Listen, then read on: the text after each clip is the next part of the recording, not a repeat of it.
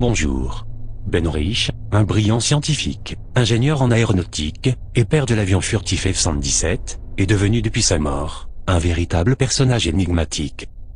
Il était surtout connu, pour avoir conçu cet avion de combat furtif, indétectable au radar, et pour son rôle, en tant que second directeur du programme secret, Skunk Works, de Lockheed Martin.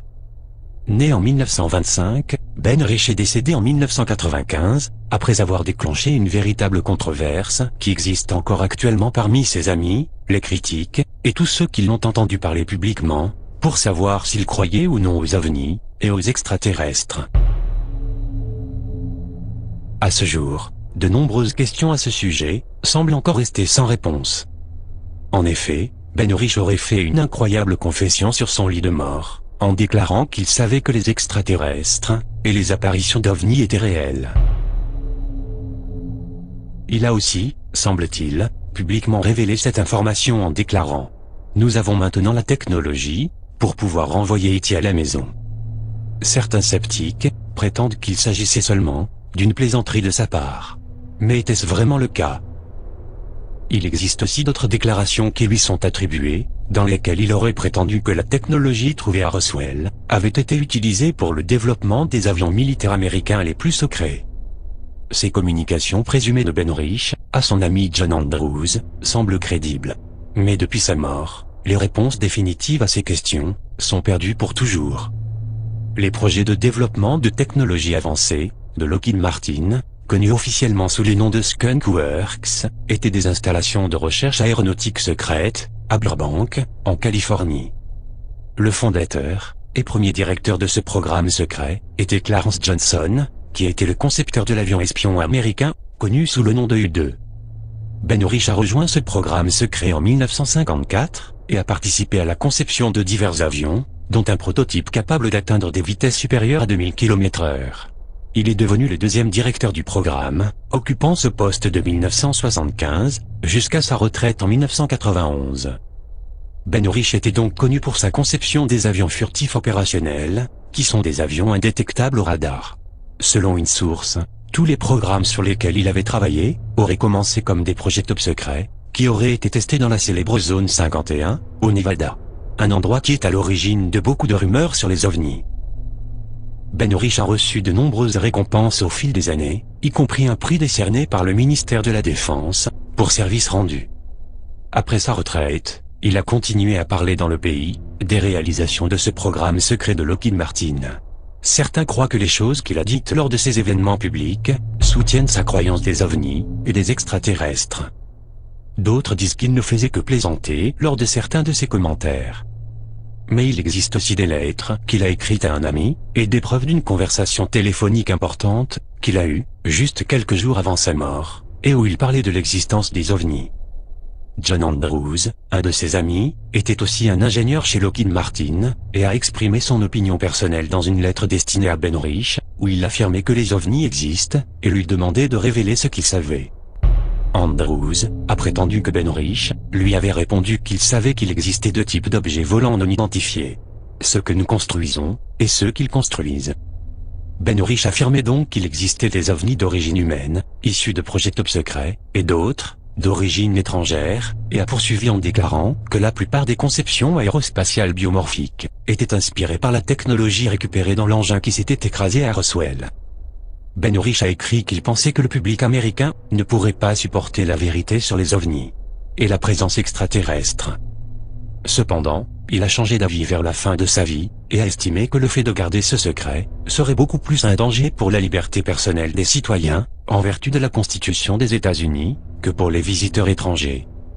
En 1993, lors d'un discours à l'Université de Californie, à Los Angeles, Ben Rich a déclaré « Nous avons déjà les moyens de voyager parmi les étoiles, mais ces technologies sont dissimulées dans des projets top secrets, et il faudrait un véritable miracle pour les faire profiter à l'humanité. Tout ce que vous pouvez imaginer, nous savons déjà comment le faire. » À la fin de son célèbre discours, Ben Rich a déclaré « Nous avons maintenant la technologie pour envoyer E.T. à la maison. » Les critiques continuent de dire que Ben Rich n'avait pas vraiment affirmé qu'il pouvait renvoyer un extraterrestre chez lui, et qu'il n'était pas sérieux en disant cela. Il souligne que Ben Rich a d'abord utilisé cette déclaration pour conclure son discours en 1983, peu de temps après la sortie du film de Steven Spielberg, E.T., l'extraterrestre. Le commentaire à ce moment-là aurait été fait comme une blague, et avait reçu une réponse positive de l'auditoire. Alors il aurait continué à l'utiliser par la suite. Mais les critiques ont écarté les déclarations de deux témoins réputés, lors du discours de 1993, qui avaient parlé avec Ben Rich après la fin de son discours.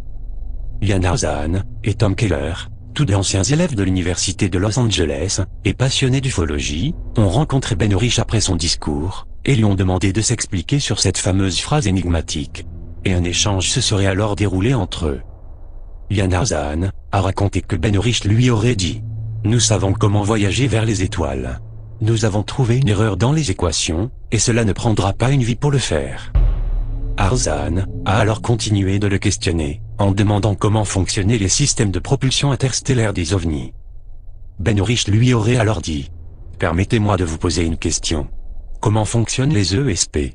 Arzan lui répondit « Je ne sais pas, tous les points dans l'espace et le temps sont connectés ?»